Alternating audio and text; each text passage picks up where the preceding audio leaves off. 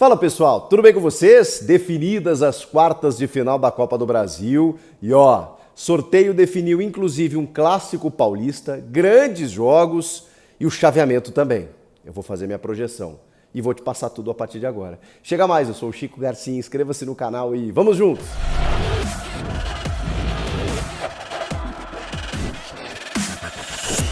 A CBF sorteou nesta terça-feira os confrontos das quartas de final da Copa do Brasil. Jogos que serão realizados nos dias 5 e 12 de julho. Então tem um mesinho até lá. Por isso que essa projeção ela tem que ter muito cuidado, porque a janela já vai ter aberta, já vai estar aberta, inclusive, já vai ter aberto.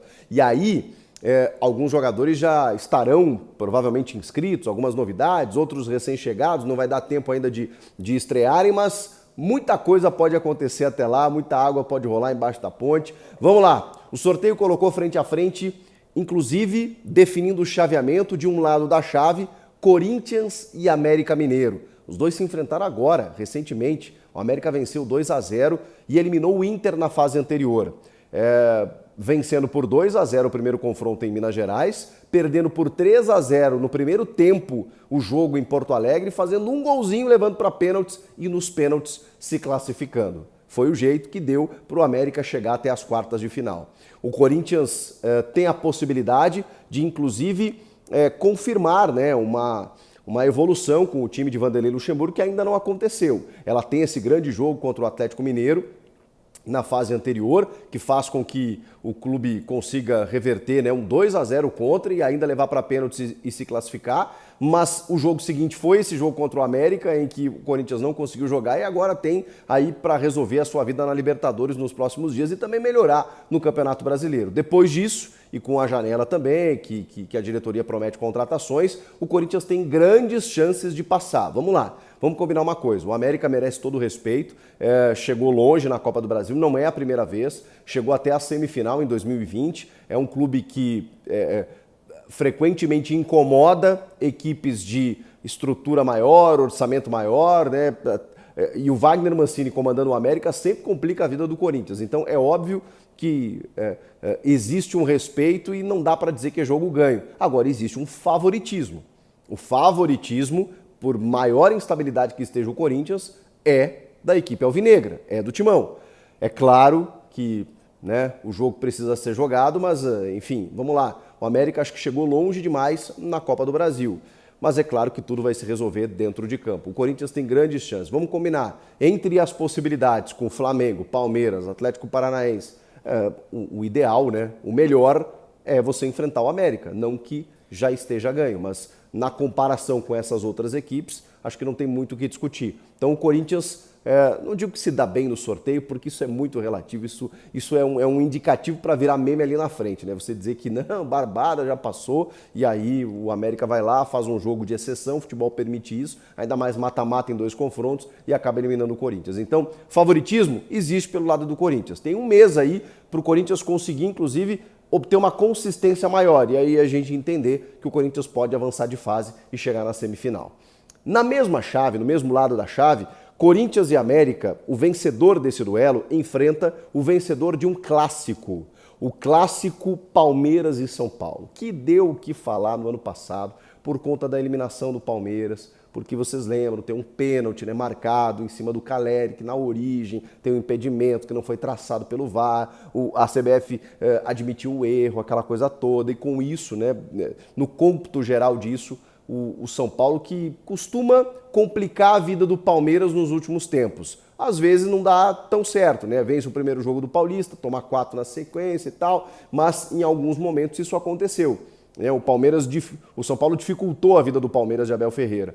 O São Paulo do Rogério Ceni, agora é o São Paulo do Dorival, que começou muito bem, vem de uma instabilidade aí, 2 derrotas de virada para o Sport, mesmo assim a classificação, e depois para o Grêmio.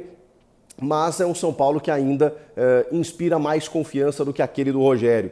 E agora eles vão se colocar frente a frente, é clássico, a gente sabe, existe uma força muito grande, né, do Palmeiras no Allianz Parque em relação ao São Paulo, mas o São Paulo também no Morumbi tem a sua força e tudo mais, então é um confronto muito, muito, muito equilibrado, que eu apontaria, obviamente, um favoritismo para o lado do Palmeiras, pela fase do Palmeiras, pelo momento do Palmeiras, pela manutenção de trabalho, pelo elenco que tem, pela regularidade do Palmeiras, é o favorito. Mas já vimos que algumas circunstâncias podem pesar, seja um erro de arbitragem, seja o fato de serem apenas 2 jogos, né? Você às vezes fazer uma epopeia na tua casa e tudo mais, e daqui a pouco, né, você conseguir fora de casa buscar um resultado, um empate e tal, ou vai para pênalti.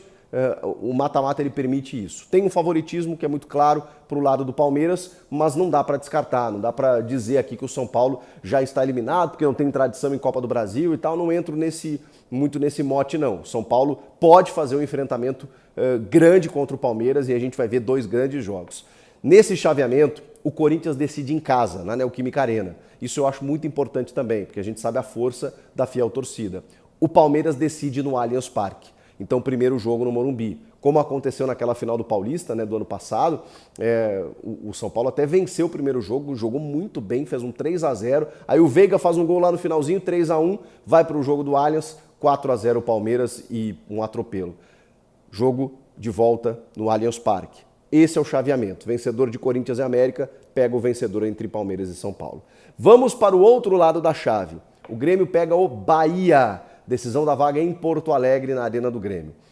É óbvio, eu não vou ser hipócrita aqui, de dizer que o Bahia é um melhor adversário, entre aspas, do que os outros concorrentes. Inclusive, quando o Grêmio foi ser sorteado, restavam 3 bolinhas. Entre elas, Flamengo, Atlético Paranaense e Bahia.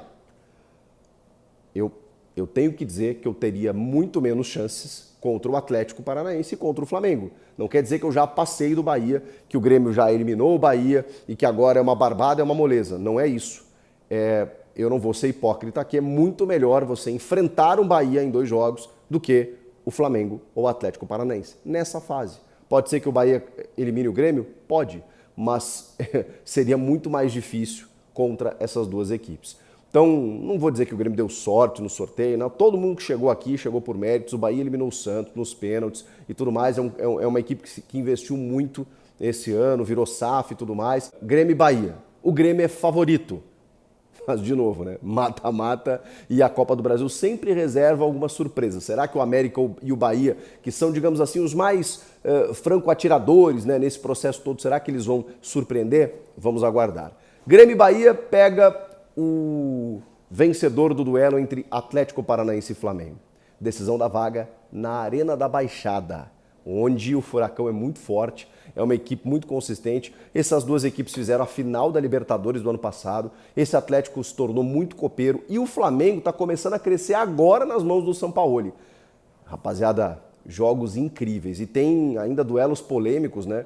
Na Libertadores do ano passado, quando aqueles lances lá do Gabigol chutando o Fernandinho por trás, o Arrascaeta pegando o tornozelo do Christian, né, que a arbitragem meio que cegou e o Flamengo avançou naquela oportunidade.